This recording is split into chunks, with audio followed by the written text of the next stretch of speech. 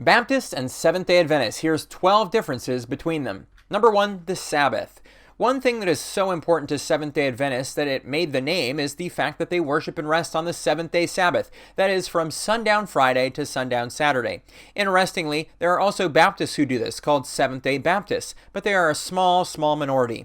Most Baptists will hold at least a Sunday morning service and often an evening service and midweek service as well. Some, but not all Baptists, also apply other Sabbath principles to Sunday, like not working a job on Sundays. Number 2, baptism. In a couple key ways, Seventh-day Adventists and Baptists share similar beliefs on baptism. First, both will only baptize believers and not infants. Second, both only baptize by immersion. Where they differ is in the role baptism plays in salvation. The SDA view is that baptism is part of the plan of salvation. For example, SDA pastor, evangelist, and radio speaker Joe Cruz, in his book Baptism, Is It Really Necessary?, says, "One can confidently conclude that if a person has the opportunity to be baptized and refuses to be, that man cannot enter the kingdom of heaven." Number 3, eternal security. While we're on the topic of salvation, let's discuss eternal security. Can a person once saved forfeit that salvation? Today, the majority of Baptists say no, like Reformed Baptists, most Southern Baptists, and most Independent Baptists. There are, however, Free Will and General Baptists who say that salvation can be forfeited, and the SDA position is that salvation can be forfeited. Number 4, prophecy. Another important distinction is that of prophecy. Many Baptists are cessationists, meaning that they don't believe in a continuing gift of prophecy in the church. Others, though, are continuationists, meaning that such a gift could be present in the church, but often even these would say that the prophetic gift is one of preaching more than that of providing new authoritative interpretations of Scripture. For Seventh-day Adventists, prophecy is called an identifying mark of the remnant church, and the writings of a woman named Ellen G. White, who is viewed as one of the most important figures the church had, are divinely inspired. Things that White affirmed and the SDA church still teaches today are often rejected by most Baptists. Number 5, soul sleep. The Seventh-day Adventist seventh fundamental belief says, though created free beings, each is an indivisible unity of body, mind, and spirit. One thing this means is that when your body is dead, your soul, which is indivisibly connected to it, is unconscious. Some have called this belief soul sleep. Baptists don't believe this. They teach that people who are dead physically are immediately conscious in heaven or hell. Number 6, the end times. Another area of difference between Seventh-day Adventists and Baptists is the topic of the end times. The Seventh-day Adventist position is historicist premillennial. There are Baptists who hold this view, but many Baptists hold to a dispensational premillennial view. The main difference between these two is that the dispensational view teaches a rapture of Christians out of the world, while the world continues on to a 7-year tribulation period. Other Baptists are not premillennial at all. Amillennialism is especially more accepted among Reformed Baptists. Seventh-day Adventists also teach that Christ will reign in heaven during the millennium, and the earth will be desolate, while premillennial Baptists believe that Christ will reign on earth during this time. In addition, Seventh-day Adventism has some dates that Ellen White identified that Baptists don't believe in. For example, Ellen White wrote in the book The Great Controversy that the description of the stars falling in Revelation took place in 1833.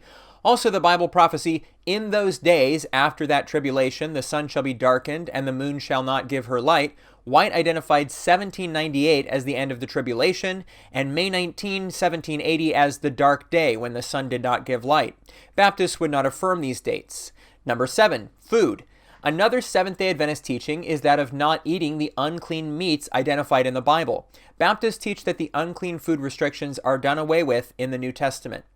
Number 8, government. The form of church government is another difference between Baptists and Seventh-day Adventists. Baptists hold to congregational church polity, meaning that there's no authority that can dictate to a local congregation. Some Baptists will still unite in conventions, which they can influence, but the convention cannot impose anything on the local church. Other Baptist churches are entirely independent, with not even a convention or association. For Seventh-day Adventists, there is a general conference and union and state conferences. The general conference holds rights to the local congregation's finances and property, and pastors are assigned to churches. In Baptist churches, each congregation can choose their own pastor. Number 9, eternal punishment. The vast majority of Baptists affirm what is called eternal conscious torment, or eternal punishment. This belief is that after death and the final judgment, those who are unbelievers or unsaved will end up in the lake of fire, where they will remain conscious forever. Seventh-day Adventists hold a belief called conditional immortality, which teaches that only the saved will be conscious forever, and the unsaved will be cast into the lake of fire, not to be tormented eternally, but to be burned up and totally annihilated and put out of existence. Number 10, investigative judgment.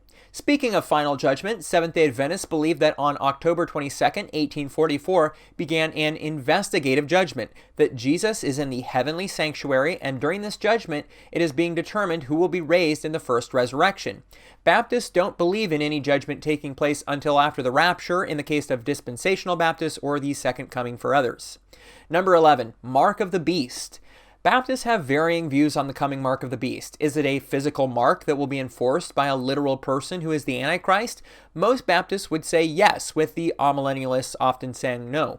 The SDA position is, however, different than either of these. Seventh-day Adventists teach that at some point, the United States, who is viewed as the two-horned beast of Revelation 13, will enforce Sunday worship, and when this takes place at the end of time, Sunday worship is the mark of the beast. Number 12, the health message.